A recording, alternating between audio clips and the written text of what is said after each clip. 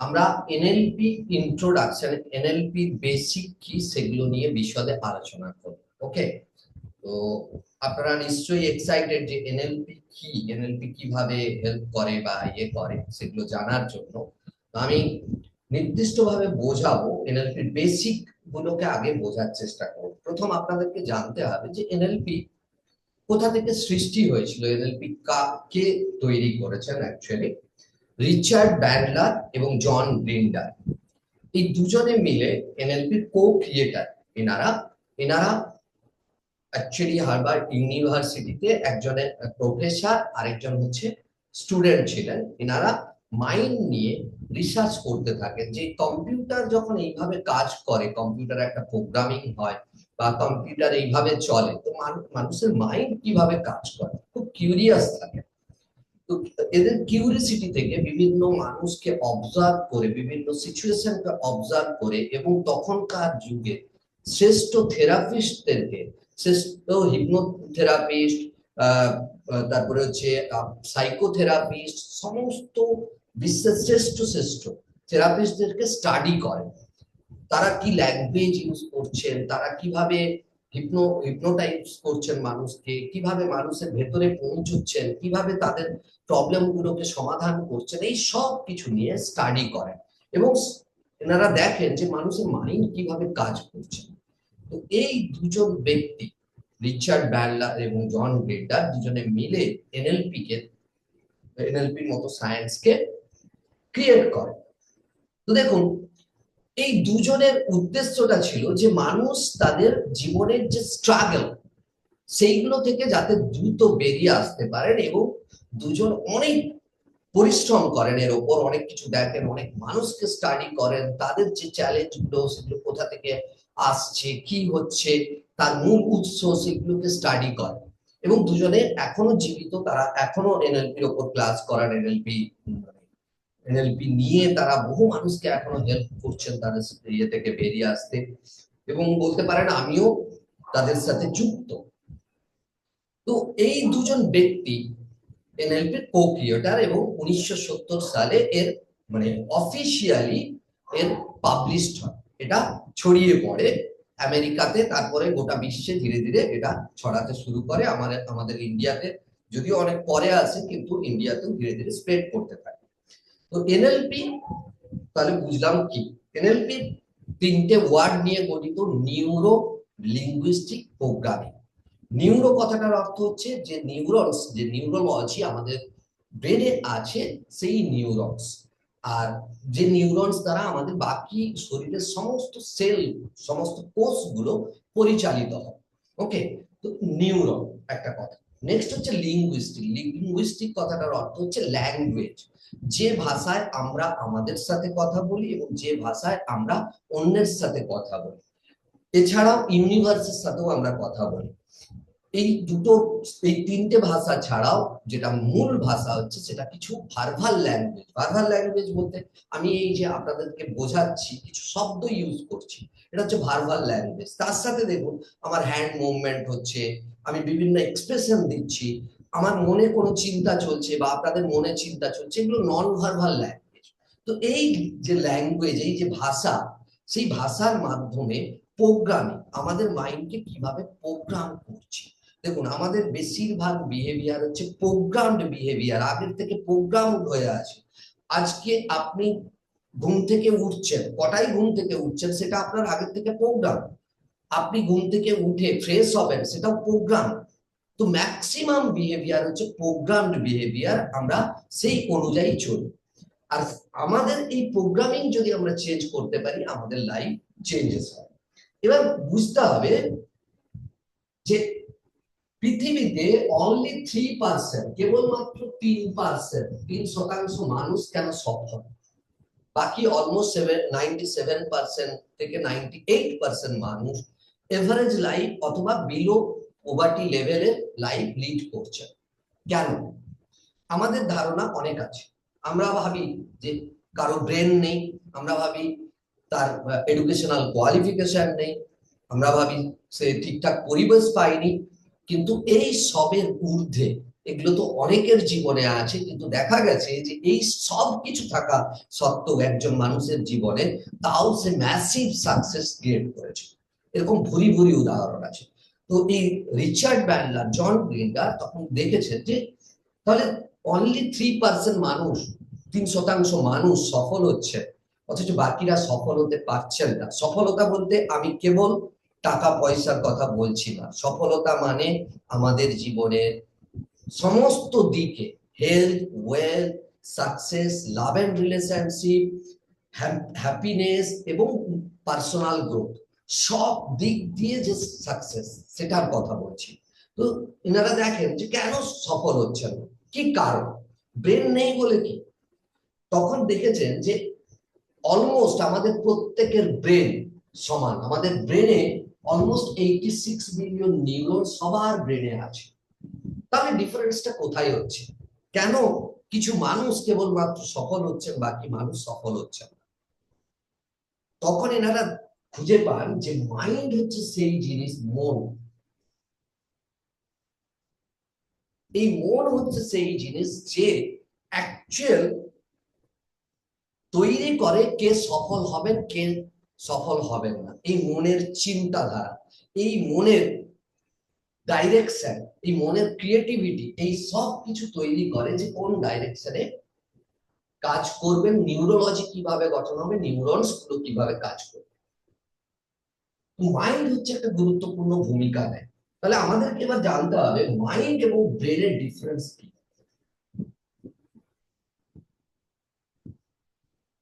Mind এবং ব্রেনের difference, তফাৎটা কি বোঝার চেষ্টা করুন। ব্রেন হচ্ছে একটা ফিজিক্যাল থিংস, অর্থাৎ যার নির্দিষ্ট আকার আকৃতি আছে।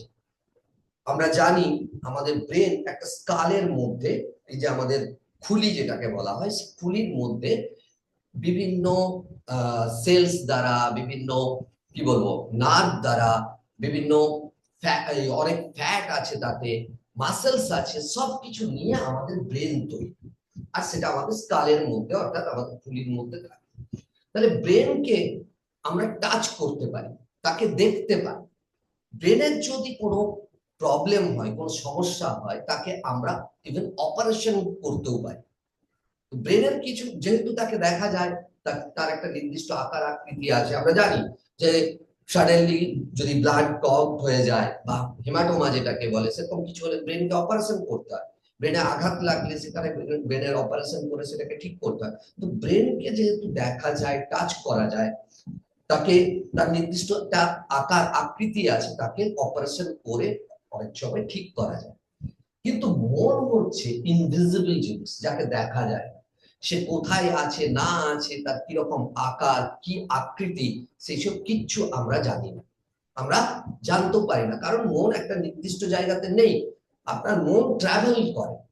আপনার হাতে এই মুহূর্তে যদি একটা মশা কামড়ে দেয়, অটোমেটিক আপনার কনসাসনেস সেখানে যাবে, এবং এই যে কনসাসনেস গেল, সাথে সাথে আপনার ব্রেনের কাছে একটা রিপোর্ট যাবে। আর যখন ব্রেনের কাছে রিপোর্ট গেল, আপনি তখন অ্যাকশন নেবেন। তো মাইন্ড হচ্ছে একটা ইনভিজিবল থিং, যাকে আমরা টাচ করতে পারি না, যার কোনো নির্দিষ্ট আকার আকৃতি নেই, এবং এক্স্যাক্টলি তার লোকেশনও আমরা জানি না।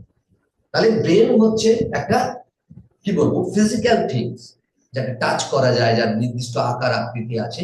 কিন্তু মাইন্ড হচ্ছে ইনভিজিবল, যাকে আমরা টাচ করতে পারি না, যাকে আমরা দেখতে পাই না। এবার দেখুন সমস্যাটা কোথায় হচ্ছে। আমাদের যখন মনে কোনো সমস্যা হচ্ছে, ভালো করে বোঝার চেষ্টা করুন। মনে সমস্যা বলতে একটা দুঃখ পেলেন, একটা কষ্ট পেলেন, ভয় জাগলো মনে, ফোবিয়া সৃষ্টি হলো, বা অবসেসিভ কম্পালসিভ ডিসঅর্ডার হলো, স্ট্রেস, ডিপ্রেশন, অ্যাংজাইটি তৈরি হলো, তখন আমরা কি করছি? বেসিক্যালি ট্রিটমেন্টের দিকে চলে যাচ্ছি, মেডিসিন নিতে চলে যাচ্ছি, ক্লিনিক্যাল অ্যাপ্রোচের দিকে চলে যাচ্ছি। ভালো করে ভেবে দেখুন যে মন তো কোনো ফিজিক্যাল থিংস নয়। তো তার জন্য আমরা যদি মেডিসিন নিই, সেই মেডিসিন কোথায় কাজ করবে, কি কাজ করবে? আপনার দুঃখ হলে কি মেডিসিন নেবেন যে মেডিসিন আপনার দুঃখ কমিয়ে দিতে পারে? তাহলে এই পৃথিবীতে এই মেডিসিন নেওয়া কোটি কোটি মানুষ আছে, কারণ প্রত্যেকের মনেই দুঃখ আছে, ভয়। এমন কি মেডিসিন আছে যে আপনার মনের ভয়কে কমিয়ে দিতে পারে? কোনো মেডিসিন নেই। কেন? তার কারণ হচ্ছে এটা মনের জিনিস। তো আমরা বা এনএলপি শেখায় গুরুত্বপূর্ণ জিনিস হচ্ছে আপনি আপনার চিন্তাকে কি করে কন্ট্রোল করবেন, এক। 2 নম্বর হচ্ছে আপনি আপনার ইমোশনসকে কি করে কন্ট্রোল করবেন। 3 নম্বর হচ্ছে আপনি আপনার মনের নিয়ন্ত্রণ কি করে নেবেন, তার রিমোটটাকে কি করে কন্ট্রোল করবেন, তার রিমোটটা নিজের হাতে কি করে নেবেন। এই জিনিসগুলো ওপর মূল ফোকাস করেছে। এবার এনএলপি আরো জিনিস যেগুলো প্রোভাইড করে সেটা হচ্ছে প্রত্যেকটার জন্য, আপনি রিলেশনশিপ ভালো করতে চান তো তার জন্য স্পেশালি টেকনিক আছে। আপনি মানুষকে দ্রুত চিনতে চান, মানুষকে চিনতে পারছেন না, দ্রুত কি করে চিনবেন তার জন্য আপনাকে টেকনিক, টুলস এবং টেকনিক প্রোভাইড করে। নেক্সট হচ্ছে আপনি ডিসিশন নিতে পারছেন না ভালো, আপনি নিজেকে ভাবেন যে আমি ভালো ডিসিশন মেকার নয়, আমি যতবার ডিসিশন নিই সেই ডিসিশন আমার ভুল হয়ে যায়। তো সিদ্ধান্ত কি করে ভালো করে নিতে হয়, এনএলপি তার টুলস এবং টেকনিক প্রোভাইড করে। এনএলপি টুলস এবং টেকনিক প্রোভাইড করে যে মানুষের মনে কি চলছে, কোন ইভেন্টটা মনের ভেতর গিয়ে ডিস্টার্ব সৃষ্টি করছে, কোনটা আপনাকে আনডিসিসফুল স্টেট অফ মাইন্ডে নিয়ে চলে যাচ্ছে, অর্থাৎ অসম্পদশীল দশাতে নিয়ে চলে যাচ্ছে, মানসিক দশাতে নিয়ে চলে যাচ্ছে, সেই সমস্ত কিছু টুলস এবং টেকনিক প্রোভাইড করে। এনএলপি টুলস এবং টেকনিক প্রোভাইড করে আপনার নিউরোলজি গঠন করাতে, কি করে আপনি নতুন নিউরোলজি গঠন করবেন, আপনার মাইন্ডকে, ব্রেনকে প্রোগ্রামিং করবেন, এবং ভালো র্যাপও কিভাবে বিল্ড করবেন অন্যের সাথে। 5 মিনিট কথা বললেন আপনি, 5 মিনিট তার সাথে মানে একদম অজানা একজন মানুষের সাথে আপনি কথা বললেন, সেই মানুষটি আপনার প্রতি আকৃষ্ট কিভাবে হবে, সেই মানুষটিকে কিভাবে আপনি ইনফ্লুয়েন্স করতে পারেন। এবং খালি এটাই নয়, এনএলপি গোল সেটিং এ, গোল আমরা প্রায় প্রত্যেকেই সেট করি, কিন্তু সেই গোল কিছুদিন বাদে সেই গোল আমাদের ছুটে যায়, আমরা আর এগোতে পারি না, আর তাতে কি ব্যর্থতা কে আমন্ত্রণ জানায় অ্যাকচুয়ালি। কিন্তু এনএলপি এমন গোল সেটিং ফর্মুলা প্রোভাইড করে যেটা আপনি নিজে ফিল করবেন যে ইয়েস আমি এই গোলটাকে অ্যাচিভ করতে পারি, আর আপনার মনে যখন বিশ্বাস জন্মাবে yes I can do this, তখন সেই গোল অ্যাচিভ করা থেকে আপনাকে কেউ আটকাতে পারবে, কেউ আটকাতে পারবে না। শুধু গোল সেটিং নয়, এনএলপি স্ট্র্যাটেজি, ধাপে ধাপে সেই গোল অ্যাচিভ করার স্ট্র্যাটেজি নির্ধারণ করতে সহযোগিতা করে, এবং স্টেপ বাই স্টেপ ভালো করে কিভাবে আপনি স্ট্র্যাটেজি নির্ধারণ করতে পারেন। এগুলো গেল। এনএলপি আপনার ক্রিয়েটিভিটিকে, আপনার প্রোডাক্টিভিটিকে অনেক গুণ বৃদ্ধি করতে সহযোগিতা করে। এনএলপি টেকনিক, টুলস দেয় যাতে আপনি আত্মবিশ্বাসী হয়ে ওঠেন, আপনি আপনার নেগেটিভ বিশ্বাসগুলোকে ভেঙে ফেলতে পারেন, আপনার মেন্টাল ব্যারিয়ার গুলোকে ভেঙে ফেলতে পারেন। এই সব কিছু আলাদা আলাদা টুলস এবং টেকনিক প্রোভাইড করে এনএলপি। ক্লিয়ার? এবং ফোবিয়া থেকে কি করে বেরোবেন, ফিয়ার থেকে কি করে বেরোবেন, স্ট্রেস, ডিপ্রেশন, অ্যাংজাইটি থেকে কি করে বেরোবেন, সেই সব কিছু এনএলপি টুলস এবং টেকনিক প্রোভাইড করে। এই জায়গাটা ক্লিয়ার হলো? Yes or no? বোঝা গেছে? এবার দেখুন, আমি মাইন্ড এবং ব্রেন নিয়ে বলছিলাম, এই জিনিসটাকে আরেকটু আমি এলাবোরেট করি, আরেকটু বিশদে বলি, তাহলে বুঝতে সুবিধা হবে। মাইন্ড এবং ব্রেনের তফাৎ। ব্রেন হচ্ছে একটা হার্ডওয়্যার সিস্টেম, যেমন আপনি বা আপনারা কোনো মোবাইল বা ল্যাপটপ বা কোনো কম্পিউটার ব্যবহার করেন, তাতে কি থাকে, একটা হার্ডওয়্যার সিস্টেম থাকে। তো ব্রেন হচ্ছে আমাদের হার্ডওয়্যার সিস্টেম, এবং এই ব্রেন যুগ যুগ যুগ ধরে আপগ্রেডেড হতে হতে লেটেস্ট ভার্সনের ব্রেন আমরা পেয়েছি। লেটেস্ট ভার্সন আমাদের ব্রেন হচ্ছে লেটেস্ট ভার্সনের ব্রেন, 86 বিলিয়ন নিউরনস তাতে আছে। এটা 2 নম্বর হচ্ছে যে ব্রেন হার্ডওয়্যার সিস্টেম, আর এই ব্রেন মানে যেমন একটা হার্ডওয়্যার সিস্টেমে কি থাকে, তাতে আমরা আমাদের কি বলবো, র্যাম র্যাম থাকে, তাতে হার্ড ডিস্ক থাকে, তাতে প্রসেসর থাকে, ঠিক সেরকম আমাদের ব্রেনেও এই ধরনের জিনিসগুলো আছে। ক্লিয়ার? এবার দেখুন, এই ব্রেন যতই শক্তিশালী হোক, যতই আপগ্রেডেড ব্রেন আমরা পেয়ে থাকি না কেন, কিন্তু এই ব্রেনকে রান, মানে আপনার কম্পিউটার যত আপগ্রেডেড ভার্সনের হোক, এই কম্পিউটার বা আপনার মোবাইল, আপনি একটা অ্যাপল i16 কিনেছেন, i16 Pro কিনেছেন, কিন্তু সেই মোবাইলে যদি কোনো সফটওয়্যার ইনস্টল না থাকে, সেই মোবাইলটি কি রান করবে? নিশ্চয়ই করবে না। করবে কি বলুন? তাতে কোনো সফটওয়্যার ইনস্টল করা হলো না, তাহলে রান করবে? করবে না। এক। 2 নম্বর হচ্ছে, সেই মোবাইলটিতে যদি ধরুন ব্যাকডেটেড সফটওয়্যার ইনস্টল করে দেন, আপনার আপগ্রেডেড মোবাইল, তার হার্ডওয়্যার সিস্টেম একদম আপগ্রেডেড আছে, তাতে মানে ধরুন 600 GB বা 1 TB হার্ড ডিস্ক আছে, সবকিছুই আছে, কিন্তু সেই মোবাইলে আপনি একটা ব্যাকডেটেড সফটওয়্যার ইনস্টল করে দিন, তাহলে কি সেটা রান করবে? নিশ্চয়ই না। 3 নম্বর হচ্ছে, এই মোবাইলে বা ল্যাপটপ বা কম্পিউটারে আপনি যদি ইন্টারনেটের সাথে যুক্ত করেন এবং কোনো অ্যান্টিভাইরাস ইনস্টল না করেন, তাহলে কি এটা রান করবে? কিছুদিন রান করার পর এটা ফেলিওর হয়ে যাবে। কেন? তার কারণ হচ্ছে ভাইরাস অ্যাটাক করবে এবং সিস্টেমটাকে কোলাপস করে দেবে। Yes or no? তাই তো? তো এবার দেখুন, আমাদের ব্রেন হচ্ছে সেই হার্ডওয়্যার, কিন্তু এই ব্রেনটাকে রান করানোর জন্য মূল যেটা একটা সফটওয়্যার সিস্টেমের দরকার, যে সফটওয়্যারটার নাম হচ্ছে মাইন্ড। তাহলে ব্রেন হচ্ছে হার্ডওয়্যার, যাকে আমরা টাচ করতে পারি, দেখতে পাই, যাকে যার কোনো কিছু রিপ্লেস করা, যেমন আপনার হার্ডওয়্যার সিস্টেমে কোনো প্রবলেম হলে, মোবাইলের হার্ডওয়্যার সিস্টেম বা কম্পিউটারের হার্ডওয়্যার সিস্টেমে কোনো প্রবলেম হলে সেটাকে রিপ্লেস করতে পারে। তো ব্রেনেরও যদি কোনো ইয়ে হয়, সেটাকে অপারেশন করা যেতে পারে। তো এটা just like the hardware system, brain. কিন্তু এই হার্ডওয়্যার সিস্টেম যতই আপগ্রেডেড হোক, রান করবে না যদি মাইন্ড নামক সফটওয়্যারটি ইনস্টল করা না থাকে। ক্লিয়ার? আর এই মাইন্ড আমরা আপগ্রেড করি কি? আমরা ব্রেন নিয়ে চিন্তা ভাবনা করি, কিন্তু মাইন্ডকে, আমাদের মনকে, মন সম্বন্ধে আমরা জানি না। তাকে আপগ্রেড করা তো দূরের কথা। নেক্সট হচ্ছে, এই মনে প্রতিনিয়ত প্রচুর পরিমাণে ভাইরাস ঢুকছে, কারণ আমরা আছি কি একটা মানে নেগেটিভ এনভায়রনমেন্টের মধ্যে, যেখান থেকে প্রতিনিয়ত মানে নেগেটিভ বোম্বার্ডমেন্টের মধ্যে আছি, যেখান থেকে প্রতিনিয়ত প্রচুর পরিমাণে ভাইরাস আমাদের মাইন্ডে আসছে। আজকে নিউজ পেপার খুলুন, দেখুন কত নেগেটিভ নিউজ বড় বড় করে লেখা আছে। আপনি নিউজ চ্যানেল খুলুন, নেগেটিভ নিউজ। আপনি কারোর সাথে কথা বলবেন, নেগেটিভ কথাবার্তা। নিজের মনের সাথে কথা বলছেন, নেগেটিভ। তো এই যে নেগেটিভ ভাইরাসেস গুলো মনের ভেতর ঢুকছে, সেটা আপনার ব্রেনের উপরও প্রভাব ফেলছে। পুরো সিস্টেমটা কোলাপস হয়ে যাচ্ছে। তাই আমরা এই জায়গাটাকে নিজেদের জীবনে সফলতা পাচ্ছি না, বা নিজেদের জীবনকে ভালো করে তুলতে পারছি না। ক্লিয়ার? Getting clarity? বোঝা গেল?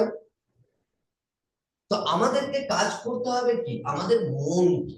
কারণ এই সফটওয়্যারকে আমরা আপগ্রেড করতে পারি, এই সফটওয়্যারকে আমরা রিপ্রোগ্রাম করতে পারি, এই সফটওয়্যারকে আমরা ক্রিয়েটিভ কাজে লাগাতে পারি। ক্লিয়ার? তো আমাদের মাইন্ডকে যদি আমরা ইমপ্রুভ করি, তাহলে আমাদের যে সাকসেস লেভেল, সেই লেভেল অটোমেটিক বাড়বে। আমরা অনেক উচ্চ লেভেলের সাকসেস ক্রিয়েট করতে পারি, কেবল এই সফটওয়্যারটিকে আমরা যদি ভালোভাবে বুঝি এবং এটাকে ভালো করে পরিচালনা করি। এই জায়গাটা বোঝা গেছে? মাইন্ড ব্রেনের ডিফারেন্স, এবং মাইন্ড কিভাবে কাজ করে আর ব্রেন কিভাবে কাজ করে। এবার আসছি মাইন্ড নিয়ে, আমি ডিটেলসে আসছি। মাইন্ড অ্যাকচুয়ালি 3টে লেভেলে কাজ করে। এর প্রথম লেভেল হচ্ছে কনসাস মাইন্ড। 3টে আলাদা আলাদা মাইন্ড নয়, মাইন্ড 3টে লেভেলে কাজ করে, 3টে আলাদা লেভেলে কাজ করে, একটাই মাইন্ড। মনে রাখবেন এটা। তো কনসাস লেভেলের মাইন্ড কি? কনসাস লেভেলের মাইন্ড হচ্ছে আপনার ফোকাস, আপনার অ্যাওয়ারনেস, আপনার ধ্যান যেখানে, যে মুহূর্তে, সেটাই আপনার কনসাস লেভেলের মাইন্ড। যেমন আপনারা এখন ধ্যান দিয়ে, ফোকাস দিয়ে, আপনাদের অ্যাওয়ারনেস দিয়ে আপনারা এই সেশন দেখছেন, শুনছেন। তো এটা হচ্ছে আপনার কনসাস লেভেলের মাইন্ড কাজ করছে। কিন্তু এই একই সময়ে আপনাদের শরীর একটা টেম্পারেচার নিচ্ছে, যে রুমে আপনারা বসে আছেন সেই রুমের টেম্পারেচারটাকে নিচ্ছে, কিন্তু তার প্রতি ধ্যান আপনাদের ছিল না, ফোকাস ছিল না। আপনাদের বডি গেস্টার পোস্টার একটা নির্দিষ্ট আছে, কিন্তু আপনাদের ধ্যান সেখানে নেই। আপনাদের পা একটা নির্দিষ্ট জায়গায় টাচ করে আছে, তার সেন্স আপনাদের ব্রেনে মাইন্ড পৌঁছে দিচ্ছে, কিন্তু আপনাদের ধ্যান সেখানে নেই, ধ্যান দিতে হচ্ছে না, ফোকাস দিতে হচ্ছে না। তো এই যে লেভেলের মাইন্ড কাজ করে এটাকে বলা হচ্ছে সাবকনসিয়াস লেভেলের মাইন্ড। সাবকনসিয়াস মাইন্ড অর্থাৎ অর্ধ চেতন মন। কিছুটা চেতন আছে, চেতনা আছে, আর কিছুটা মানে চেতনা নেই, সেটাকেই বলে অর্ধ চেতন মন বা সাবকনসিয়াস মাইন্ড। এটা চেতন মন, এটা অর্ধ চেতন। এবার দেখুন আমি আরো ভালো করে বোঝাচ্ছি, যে আপনাদের মোবাইল দিয়ে বোঝাচ্ছি তাহলে বুঝতে সুবিধা হবে। মোবাইলে ধরুন একটা অ্যাক্টিভ স্ক্রিন আছে,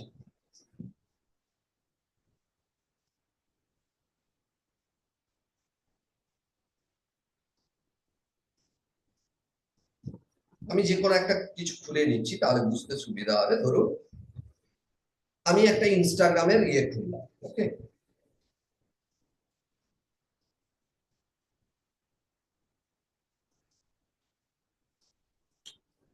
ইনস্টাগ্রাম খুলেছি, দেখতে পাচ্ছেন নিশ্চয়ই।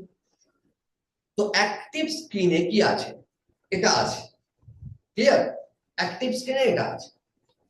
তো মোবাইলের এই অ্যাক্টিভ স্ক্রিনের মতো আমাদের কনসাস মাইন্ড সবসময় অ্যাক্টিভ থাকে। যতক্ষণ আমরা জেগে থাকি ততক্ষণ আমাদের কনসাস মাইন্ড অ্যাক্টিভ থাকে। সে অ্যাক্টিভলি সবকিছুকে দেখে, শোনার চেষ্টা করে, বোঝার চেষ্টা করে, অনুভব করার চেষ্টা করে। তো এটা হলো কনসাস মাইন্ড।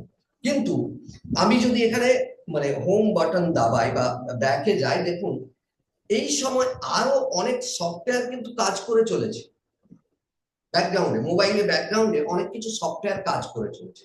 ঠিক এই যে সফটওয়্যার গুলো কাজ করে চলেছে, এটার মতো আমাদের সাবকনসিয়াস মাইন্ড ব্যাকগ্রাউন্ডে কাজ করে চলেছে, ব্যাকগ্রাউন্ডে প্রসেস করে চলেছে। ক্লিয়ার, বোঝা গেল এই জায়গাটা? তো যে মানে ব্যাকগ্রাউন্ডে যে কাজ করে চলেছে সেটাকে আমরা আমাদের সাবকনসিয়াস মাইন্ডের সাথে তুলনা করতে পারি।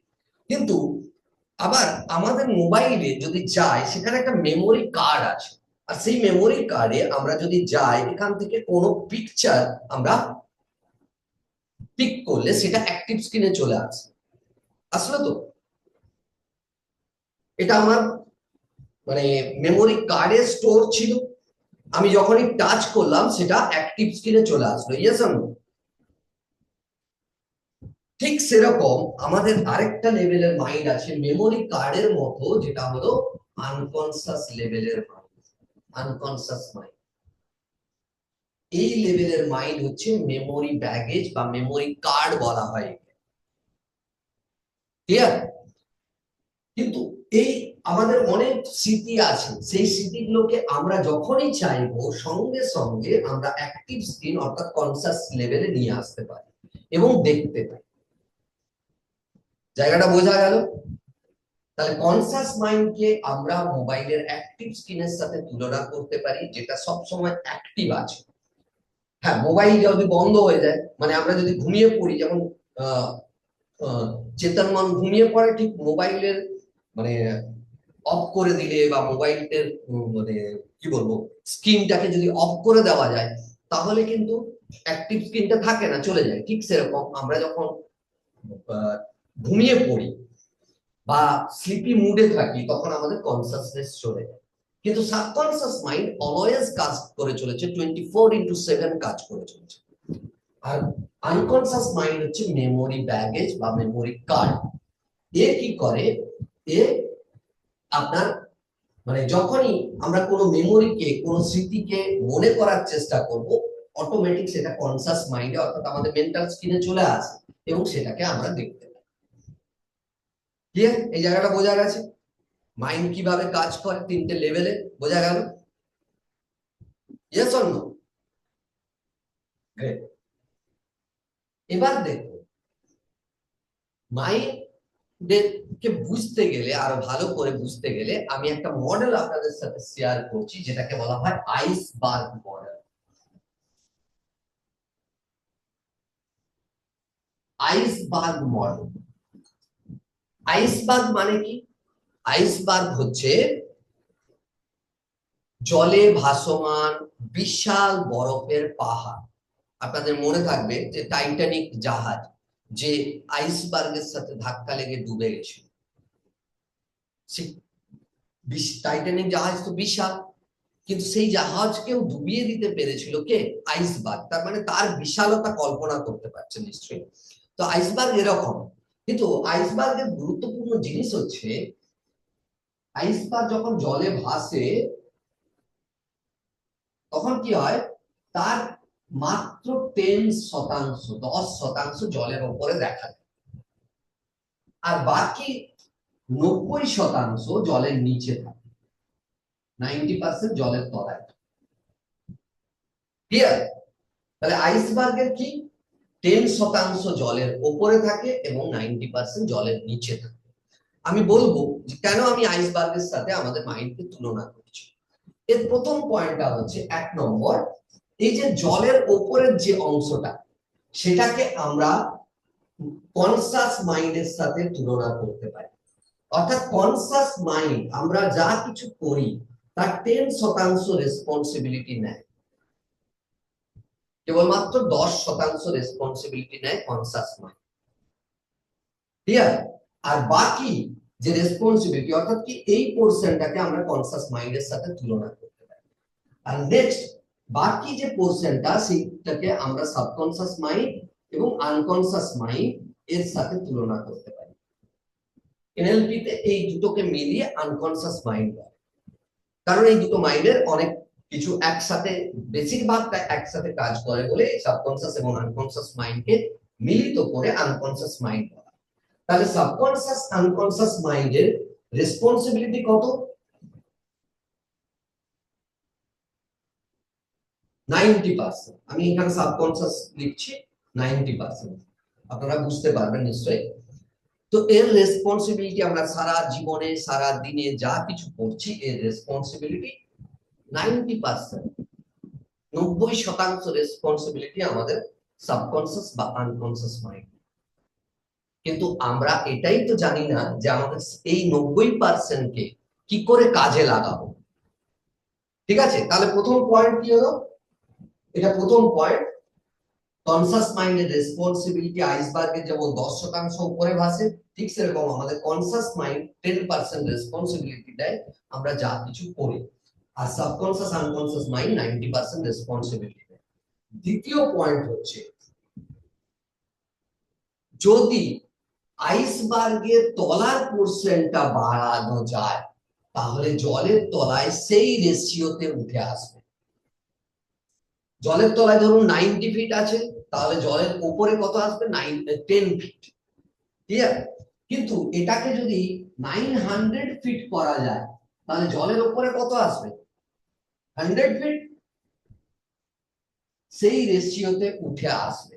তার মানে কোন জিনিস আপনারা খুব ভালো করে বোঝার চেষ্টা করুন, যে একটা জিনিস ধরুন পড়ছেন, আপনি একবার পড়লেন, কিছুটা পোরশন আপনার সাবকনসাস আনকনসাস মাইন্ডে গেল, সেটা যখন লিখতে যাবেন তখন কি, যেহেতু অল্প গেছে সেই রেশিওতে আপনার বেরিয়ে আসবে আপনি যখন খাতায় লিখবেন, যখন এক্সামিনেশন দেবেন।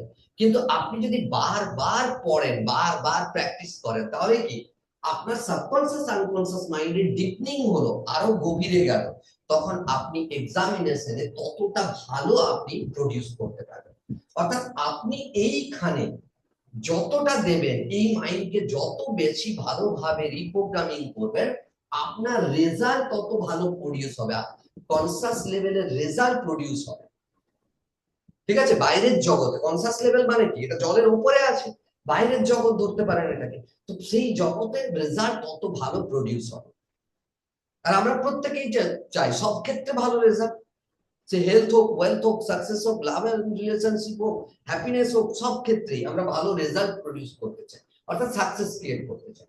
তার জন্য আমাদেরকে এই লেভেলে যত পোরশন বাড়াবো তার সাফল্যের লেভেল তত বেড়ে আসবে, ঠিক আছে?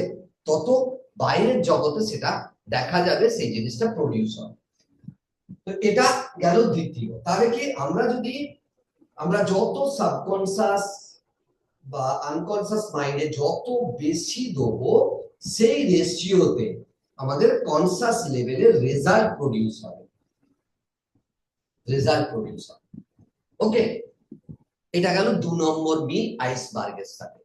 3 নম্বর মিল হচ্ছে টাইটানিকের জাহাজের নাবিক ভুল কেন করেছিলেন। তার কারণ টাইটানিকের জাহাজের নাবিক এই পোর্শনটা দেখতে পেয়েছিলেন, তিনি কল্পনাও করতে পারেননি যে জলের গভীরে এত বড় একটা বিশাল পাহাড় থাকতে পারে, ঠিক আছে? তো টাইটানিকের জাহাজের নাবিক দেখেছেন এইটুকু পোর্শন, সামান্য পোর্শন, তিনি ভেবেছিলেন একটা ছোট্ট কিছু ভাসছে দূর থেকে। স্বাভাবিকভাবেই এর ভেতরের অংশটা কতটা, জলের তলায় কতটা আছে সেটাকে বোঝা যায়।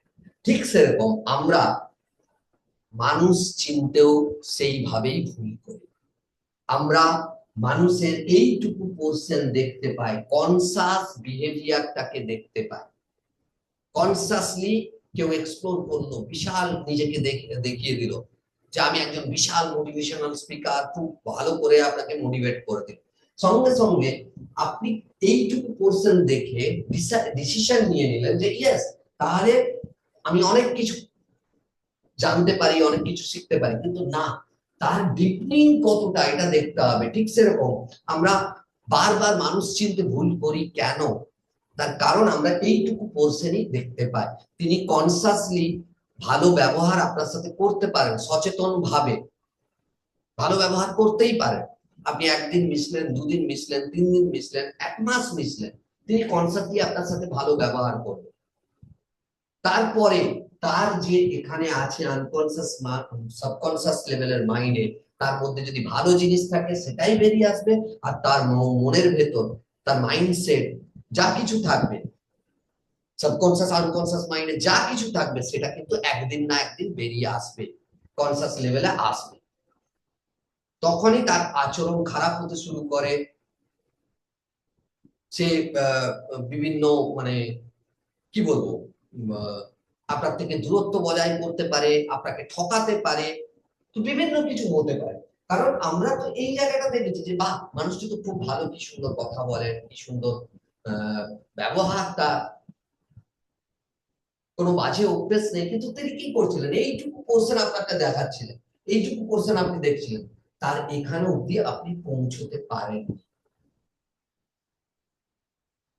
বোঝা গেল এই জিনিসটা?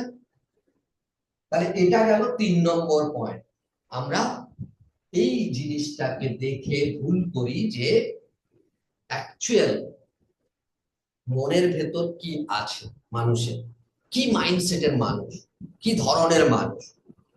তাই দেখবেন না, এক একটা রিলেশনশিপে বছরের পর বছর রিলেশনশিপ আছে, তারপরে হঠাৎ করে রিলেশনশিপ ব্রেকআপ হচ্ছে, মানুষটি অন্যরকম হয়ে যাচ্ছে। কেন? তার কারণ প্রথম প্রথম তিনি কনসাসনেসটাকে ধরে রেখেছিলেন, তারপরে অটোমেটিক এখানে তার যে গার্বেজ আছে বা যা কিছু আছে সেটা কিন্তু আসবেই বেরিয়ে একদিন না। Getting clarity? বোঝা গেল?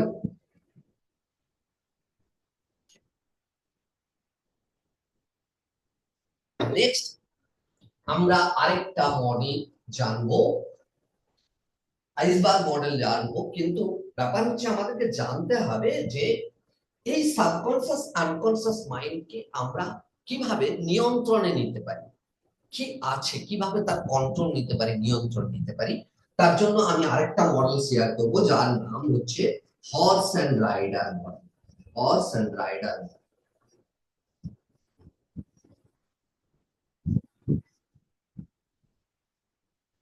বোঝা যাচ্ছে তো? লেখা দেখা যাচ্ছে তো? হর্স এন্ড রাইডার মডেল কি, খুব ভালো করে বোঝার চেষ্টা করুন। এই মডেল অনেক কিছু আপনাকে দেবে, অনেক ধারণা বদলে দিতে পারে। আমরা জানি horse is more powerful than rider, জানি তো। প্রথম, একটা ঘোড়া একটা আরোহীর তুলনায় অনেক বেশি শক্তিশালী। Yes or no? তাই তো মেশিনারি, ইঞ্জিন সব ক্ষেত্রে কি বলা হয়? হর্স পাওয়ার ব্যবহার করা হয়, তাই না? কেন ব্যবহার করা হয়? কারণ অশ্ব ক্ষমতা, ঘোড়ার শক্তি অনেক বেশি একটা রাইডারের তুলনায়। তাহলে প্রথম পয়েন্ট এটা, হর্স এন্ড রাইডার। দ্বিতীয় পয়েন্ট হচ্ছে হর্স সেই ইনস্ট্রাকশন মানতে বাধ্য, রাইডার যদি কোনো ইনস্ট্রাকশন হর্সকে দেয়। হর্স যতই শক্তিশালী হোক, ঘোড়া যতই শক্তিশালী হোক না কেন, রাইডার আরোহী যদি তাকে কোনো ইনস্ট্রাকশন দেয়, তিনি তা হর্স তা মানতে বাধ্য, ঘোড়া তা মানতে বাধ্য। ঘোড়াকে যদি থামতে বলে সে থামবে, ঘোড়াকে দৌড়তে বললে দৌড়বে, ঘোড়াকে বসতে বললে সে বসবে। Yes or no? বোঝা যাচ্ছে? তো সেকেন্ড পয়েন্ট হচ্ছে রাইডার অর্থাৎ আরোহী যদি কোনো ইনস্ট্রাকশন হর্সকে দেয়, ঘোড়াকে দেয়, ঘোড়া শক্তি যতই বেশি হোক না কেন সেটা মানতে বাধ্য। হর্স এন্ড রাইডারের তৃতীয় পয়েন্ট হচ্ছে, দেখা যাচ্ছে তো, তৃতীয় পয়েন্ট হচ্ছে যে রাইডার যদি কোনো ইনস্ট্রাকশন হর্সকে না দেয়, রাইডার কোনো ইনস্ট্রাকশন দিল না হর্সকে, তাহলে হর্স তার এতদিন যা ট্রেনিং হয়ে এসেছে সেই অনুযায়ী সে চলবে। একটা রেস ট্র্যাকের ঘোড়াকে রেস ট্র্যাকে ছেড়ে দিন, সে দৌড়তে শুরু করবে। যে যে ঘোড়া বা ঘড়ি বিয়ে বাড়িতে ব্যবহৃত হয়, তাকে ছেড়ে দিন, সে দৌড়বে না, সে ওই 2 পা 4 পা যাবে, একটু নাচ করবে, আবার তার সামনে বাজনা বাজলে সে এগোবে, সে নড়তে চাইবে না। আবার যে ঘোড়াতে ধরুন ওই সমুদ্রের বিচে ঘুরে বেড়ান, সে ঘোড়া দাঁড়িয়ে আছে তো দাঁড়িয়ে আছে, যখন কেউ পিঠে চাপবে তখন একটু হাঁটবে, এরকমই করবে, কারণ তার যা ট্রেনিং হয়ে আছে সেই ঘোড়া সেই অনুযায়ী চলবে, যদি রাইডার অর্থাৎ আরোহী কোনো ইনস্ট্রাকশন না হয়। এই জায়গাটা বোঝা গেছে? বোঝা গেল তো? এবার 4 নম্বর পয়েন্ট হচ্ছে হর্সের ক্ষমতা যাই হোক না কেন, rider can train the horse. আরোহীর ক্ষমতা যতই কম হোক, রাইডার এই ঘোড়াকে ট্রেনিং দিয়ে নিজের মতো তৈরি করতে পারে। রাইডারের সে ক্ষমতা আছে, আর রাইডারের সে ক্ষমতা আছে বলেই তো আজকে জঙ্গলি ঘোড়াকে ধরে এনে তাকে ট্রেনিং দিয়ে রেস ট্র্যাকের ঘোড়া বানানো হচ্ছে, বিয়ে বাড়ির ঘোড়া বানানো হচ্ছে, অথবা সমুদ্রের ধারের যে ঘোড়া ব্যবহার করা হয় সেই ঘোড়া বানানো হচ্ছে। দেখুন, ঘোড়ার শক্তি অলমোস্ট সেম, কিছুটা কম বেশি হতে পারে, কিন্তু সেই ঘোড়ায় তো কেউ রেস রেস জিতে আনছে কারোর জন্য, আবার সেই ঘোড়ায় সমুদ্রের ধারে হাঁটা চলা করছে, মনোরঞ্জন করাচ্ছে, সেই ঘোড়ায় আবার মানে কি বলবো, বিয়ে বাড়িতে ব্যবহৃত হচ্ছে। তো তার ক্ষমতা কি কম? কিন্তু তার ট্রেনিং যেভাবে হচ্ছে সে সেইভাবে কাজ করছে। তো rider can train the horse, rider পারে, আরোহী পারে ঘোড়াকে তার মতো করে ট্রেনিং দিয়ে তৈরি করতে। ওকে, এবার দেখুন এর সাথে আমাদের মনের মিল। প্রথম কথা, হর্সের জায়গাতে বসিয়ে নিই সাবকনসিয়াস বা আনকনসিয়াস মাইন্ড, মানে দুটো তো আমি একই বললাম, এখানে আনকনসিয়াস বলছি, আনকনসিয়াস মাইন্ড, দুটো মিলিত হয়ে একটা মাইন্ড আমি বলছি, আনকনসিয়াস মাইন্ড। তাহলে আনকনসিয়াস মাইন্ড, তার ক্ষমতা, তার রেসপন্সিবিলিটি অনেক বেশি, অনেক বেশি। একটা ঘোড়া তার রাইডারকে নিয়ে পিঠে নিয়ে জাম্প করতে পারে, দৌড়তে পারে, কিন্তু রাইডার ঘোড়ার একটা পাও তুলতে পারবে না। ঘোড়া যদি না চায় ঘোড়াকে নাড়াতেও পারবে না, এতটাই তার ক্ষমতা। ঠিক সেরকম হর্সকে আমাদের আনকনসিয়াস মাইন্ডের সাথে তুলনা করুন, আর রাইডারকে আমাদের কনসাস মাইন্ডের সাথে তুলনা করুন। তাহলে প্রথম পয়েন্ট, প্রথম এই হর্স এন্ড রাইডারের সাথে প্রথম মিল কি? unconscious mind is more and more powerful than conscious mind. More unconscious mind অনেক বেশি রেসপন্সিবিলিটি নেয় কনসাস মাইন্ডের তুলনায়। তাহলে প্রথম পয়েন্টের মিলটা পেলেন। আমরা রাইডারকে অর্থাৎ আরোহীকে কনসাস মাইন্ডের সাথে তুলনা করছি, হর্সকে আনকনসাস মাইন্ডের সাথে। তাহলে হর্সের জায়গায় রাইডারকে বসান, এই হর্সের জায়গায় আনকনসাস মাইন্ডকে, এবং রাইডারের জায়গায় কনসাস মাইন্ডকে। মাইন্ডে। তাহলে unconscious mind is much more powerful than conscious mind, অনেক বেশি শক্তিশালী, অনেক বেশি। ক্লিয়ার? এটা গেল 1 নম্বর পয়েন্ট। 2 নম্বর পয়েন্ট হচ্ছে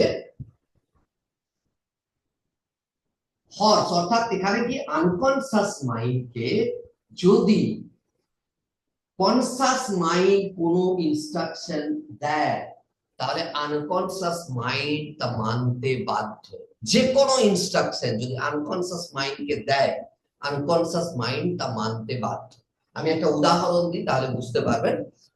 আপনাদের ব্রিদিং প্যাটার্ন, শ্বাস প্রশ্বাস ছোট থেকে একটা নির্দিষ্ট প্যাটার্নে চলছে, একদম জন্ম লগ্ন থেকে নির্দিষ্ট প্যাটার্নে চলছে, ইয়েস অর নো? আনকনসিয়াসলি চলে যাচ্ছে, আনকনসিয়াসলি চলে যাচ্ছে। তো এবার আপনারা জাস্ট একটু সোজা হয়ে বসে একটু ডিপ ব্রিদিং নিন, তো একটা দুটো করুন, মুখ দিয়ে সেটাকে ছাড়ুন, গভীরে শ্বাস নিন, মুখ দিয়ে ছাড়ুন, আবার একটা গভীরে শ্বাস নিন, মুখ দিয়ে ছাড়ুন ধীরে ধীরে, আবার একটা গভীরে শ্বাস নিন, ধীরে ধীরে মুখ দিয়ে ছাড়ুন। Great, great. এবার রিল্যাক্স হন। রিল্যাক্স হয়ে আমাকে বলুন যে এতদিন ধরে তো আপনাদের আনকনসিয়াস প্যাটার্নে চলছিল এই ব্রিদিং প্যাটার্ন, কিন্তু যখন কনসাস কন্ট্রোল নিলেন, তখন কি সেটাকে চেঞ্জ করা গেল না গেল? Yes or no? চ্যাট বক্সে একটু টাইপ করুন।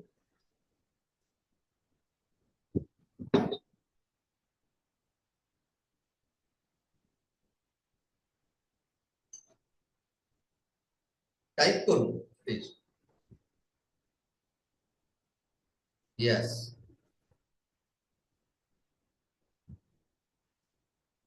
গ্রেট।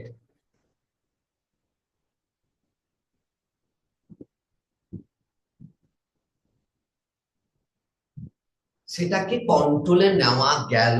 তাহলে কি আনকনসিয়াস মাইন্ড যতই শক্তিশালী হোক, যতই সে রেসপন্সিবিলিটি নেই, কনসাস মাইন্ড যদি কোনো ইনস্ট্রাকশন দেয়, সেটা কিন্তু আনকনসিয়াস মাইন্ড মানতে বাধ্য, সে সেই ইনস্ট্রাকশন অনুযায়ী চলবে। ক্লিয়ার? Second me. থার্ড,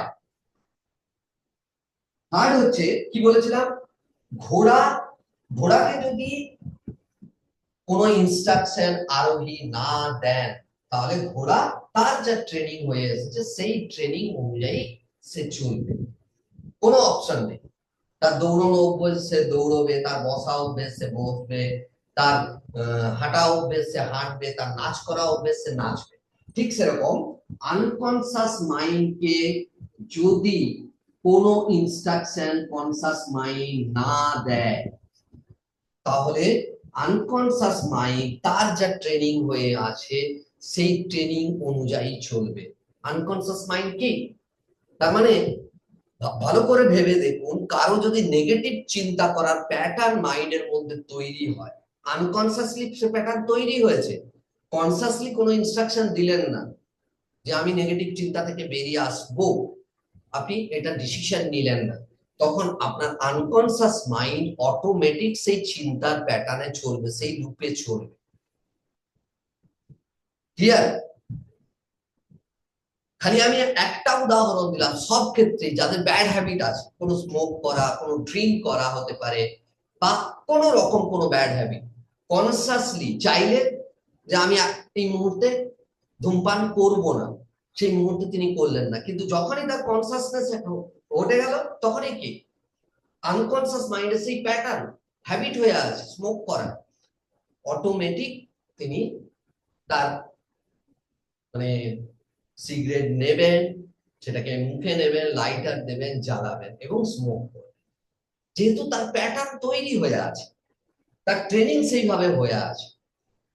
জায়গাটা বোঝা যাচ্ছে তো? রিলেট করা যাচ্ছে কিছু? তো কনসাস মাইন্ড যদি আনকনসাস মাইন্ডকে কোনো ইনস্ট্রাকশন না দেয়, আনকনসাস মাইন্ডে যা ট্রেনিং হয়ে আছে সে কিন্তু সেইভাবেই চলবে। আপনার যদি ভুল সিদ্ধান্ত নেওয়া নিতে নিতে সেই অভ্যেস গড়ে ওঠে, তাহলে আপনি বারবার ভুল সিদ্ধান্ত নেবেন। আপনার যদি সেলফ ইমেজ, নিজের কাছে নিজের প্রতি ডাউট থাকে, আপনি বারবার নিজেকে ডাউট করবেন। আনকনসিয়াস মাইন্ড সেইভাবেই চলবে। আপনি যদি ভাবেন যে সে আপনার জন্য রেস ট্র্যাক জিতে আনবে, সেই ঘোড়াকে আপনি বিয়ে বাড়িতে ব্যবহার করতেন এতদিন, তাকে যদি রেস আপনার জন্য রেস জিততে বলে, সে থোড়ি পারবে, কারণ তার তো ট্রেনিং সেইভাবে হয়ে আছে।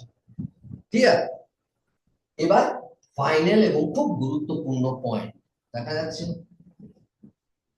ফোর্থ হচ্ছে, পিছিয়ে ফোর্থ হচ্ছে কি বলেছিলাম, rider can train the horse.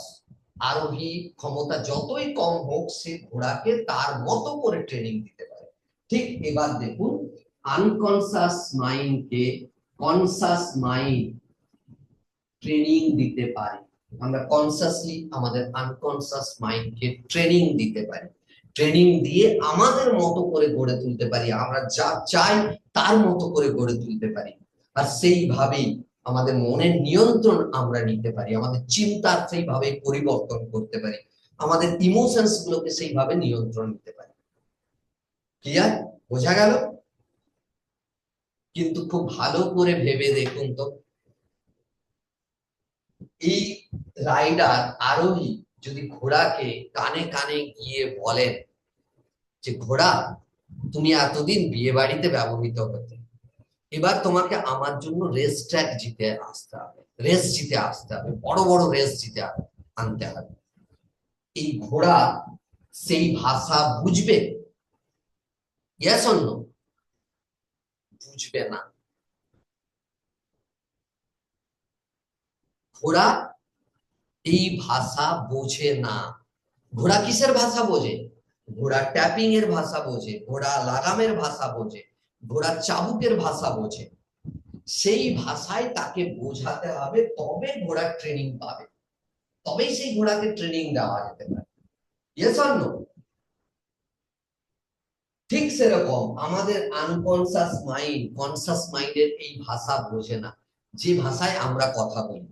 না, আমি দুশ্চিন্তা করছি, আমার দুশ্চিন্তা থেকে বেরোতেই হবে, এই দুশ্চিন্তা থেকে কি করে বেরোনো যায়, এই ভাষা আমাদের আনকনসাস মাইন্ড বোঝে না।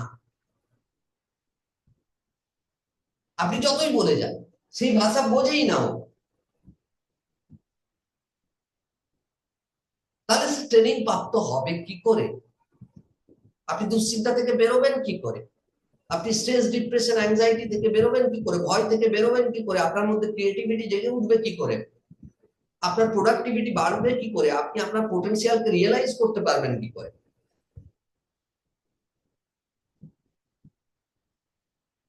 তো আমাদের এই ঘোড়াকে যদি আমরা ট্রেনিং দিয়ে আমাদের মতো করে গড়ে তুলি, তাহলে বুঝতে পারছেন জীবনে কত রেস জেতা সম্ভব, কত বড় বড় রেস জেতা সম্ভব।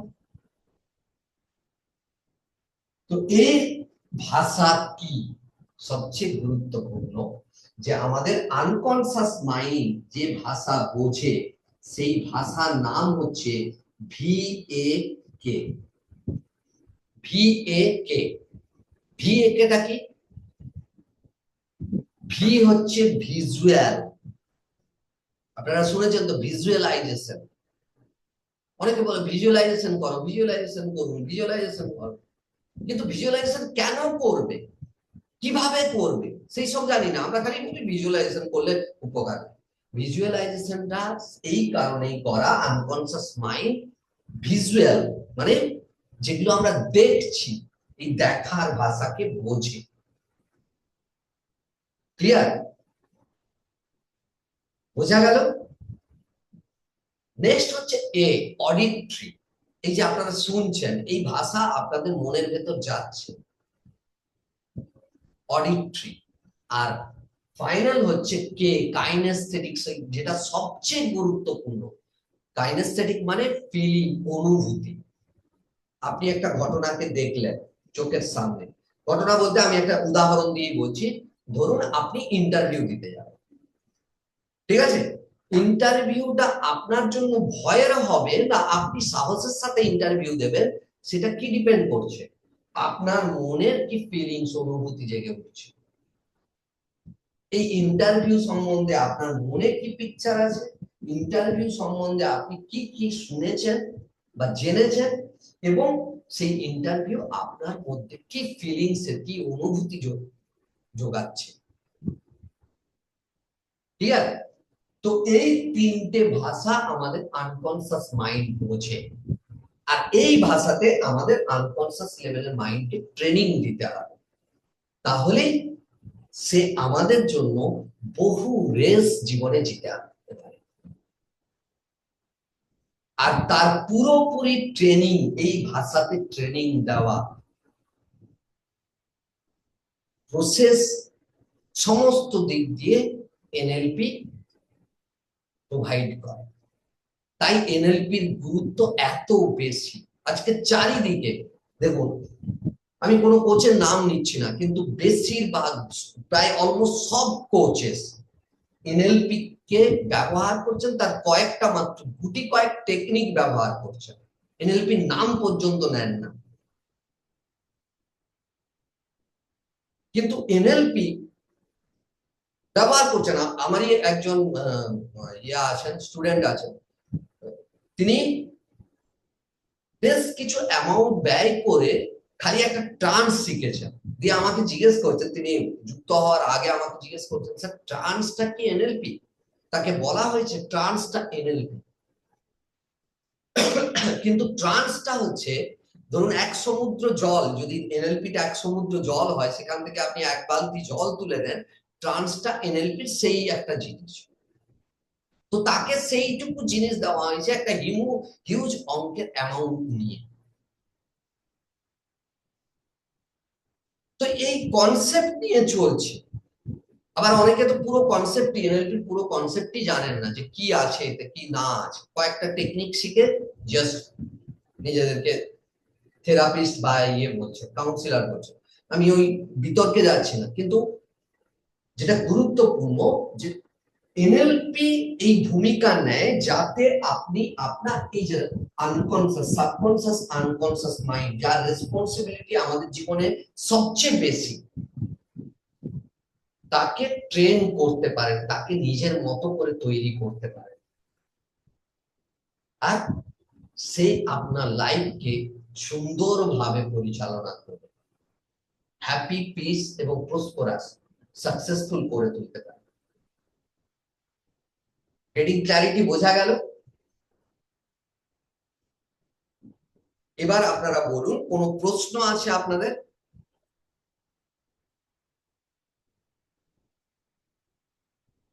আমি আনমিউটের অপশন দিচ্ছি প্রত্যেককে, আপনারা আনমিউট করে নিতে পারেন, যার যা প্রশ্ন আছে জিজ্ঞেস করতে পারেন, কোথাও কোনো ক্ল্যারিটি থাকলে জানতে পারেন।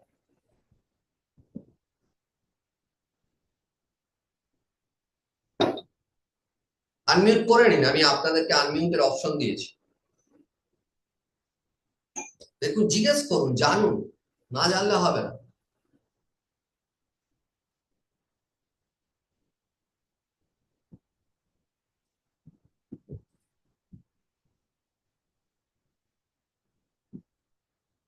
সুজিত জি, আপনাকে আনমিউটের অপশন দিয়েছি, আপনি আনমিউট করে নিন। হ্যাঁ, বলুন। স্যার, হ্যাঁ, হ্যাঁ শুনতে পাচ্ছেন? আর শোনা যাচ্ছে, বলুন। হ্যাঁ স্যার, ক্লাস সবই বোঝা যাচ্ছে। এভাবে আপনি ক্লাসটা এগিয়ে নিয়ে যান, খুবই মানে উদাহরণগুলো খুবই ভালো দিচ্ছেন, খুবই ভালো লাগছে।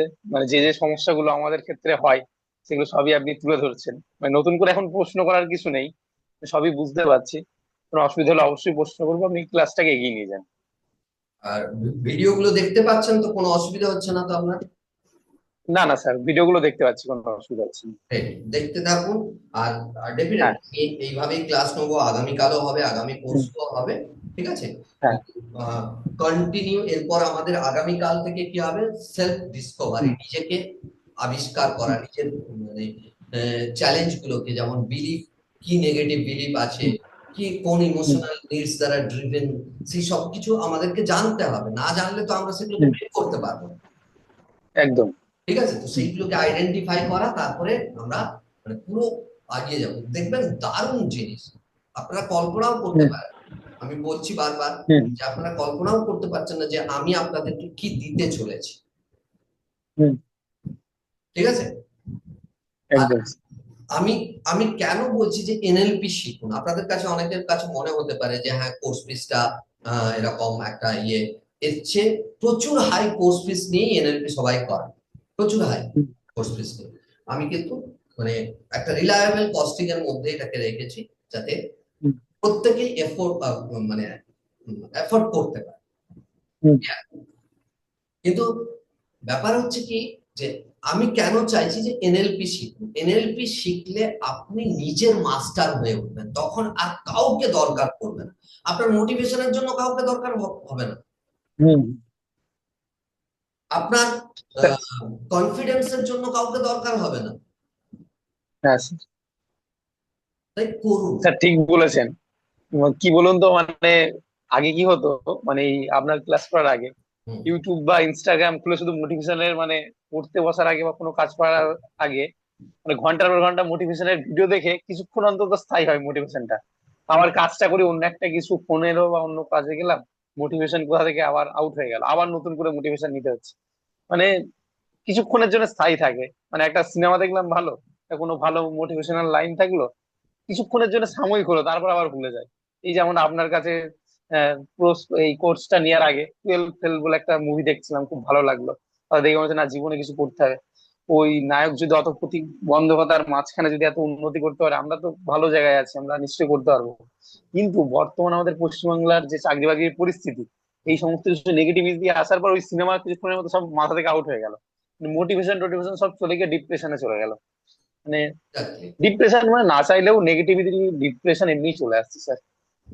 আপনাকে আপনি দেখবেন যখন আমি বোঝাবো হুম, যে মোটিভেশন হুম, কিভাবে হয়, অ্যাকচুয়ালি আমরা কি করি, মানে মোটিভেশনের দুটো আছে, একটা হচ্ছে ইন্ট্রিনসিক মোটিভেশন আর একটা হুম, এক্সট্রিনসিক মোটিভেশন, বাইরে হুম, থেকে মোটিভেশন। আর হুম, অলমোস্ট 99% মানুষ বাইরের জগৎ থেকে মোটিভেশনটা নিতে চায়, তাই মোটিভেশন হ্যাঁ, হাই হয় না, চলে যায়, ঠিক স্যার। পারে না। আপনাকে অ্যাক্সেস করতে হবে কি, ইনার মোটিভেশন, ইন্ট্রিনসিক হুম, মোটিভেশন। মোটিভেশনের পাওয়ার আপনার মধ্যে আছে, আপনি ভাবুন না, আপনি জীবনে কত কিছু মোটিভেট মানে হাই মোটিভেশনের সাথে করেছেন, হুম, কিন্তু আজকে সেই মোটিভেশন পাচ্ছেন না। একদম স্যার। তার মানে you have already the resources, আমরা জানবো হ্যাঁ, কিছু নিয়ে, you have already the resources but you can't able to access this হ্যাঁ, now, getting clarity। হ্যাঁ, আগামী দিনগুলোতে তো অনেক অনেক কিছু শিখবেন এবং অনেক কিছু হ্যাঁ। জানবেন। আহ, যাই হোক, ঠিক আছে স্যার, ধন্যবাদ স্যার। Good night.